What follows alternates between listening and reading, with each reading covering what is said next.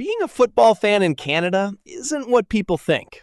It's not the early morning grind or dragging yourself out of bed before sunrise. The timing is perfect. A 3 p.m. kickoff? That's 11 a.m. here. Coffee, breakfast, and football. No complaints. The real experience is everything around the matches. It's following a sport the whole world lives and breathes, from a country where most people barely notice it. It's refreshing transfer news while everyone else talks hockey. It's explaining for the 10th time why a mid-table clash actually matters. It's living in a football world that feels close and far at the same time.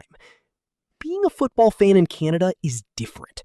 It's isolating, it's chaotic, it's hilarious, and somehow it's the best way to love this sport.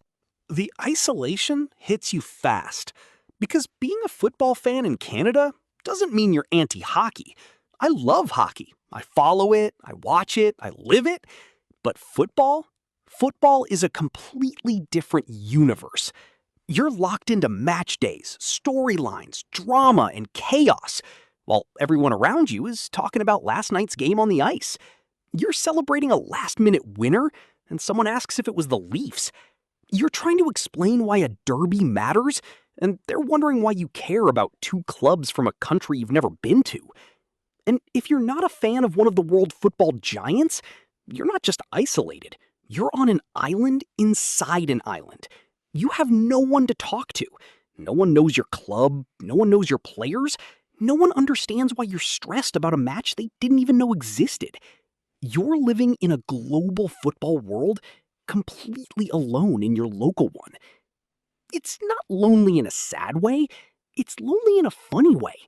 You're part of this massive worldwide community, but inside Canada, you feel like you're cheering alone in a stadium of 5 people. And somehow, that becomes part of the charm. And then there's the merch situation. If you follow a giant, you're fine. You can walk into a store and find a shirt, a scarf, maybe even a hoodie. But if you support literally anyone outside the top 5 biggest clubs on Earth, good luck. You're ordering kits from overseas, waiting 3 weeks, praying the sizing isn't weird, and hoping customs doesn't decide your shirt is suspicious. You're explaining to the delivery driver why you're excited about a package that looks like it costs $12 to ship. Meanwhile, hockey fans can walk into any store and grab their team's jersey off the rack. Football fans in Canada, we're basically running international logistics operations just to get a kit. And then there's the conversations, because trying to explain football to Canadians is a sport of its own. You mention a massive rivalry, and someone asks if it's in the NHL. You say your club is in a relegation battle, and they think that means you're switching leagues. You try to explain the Champions League, and they ask if it's like the Memorial Cup.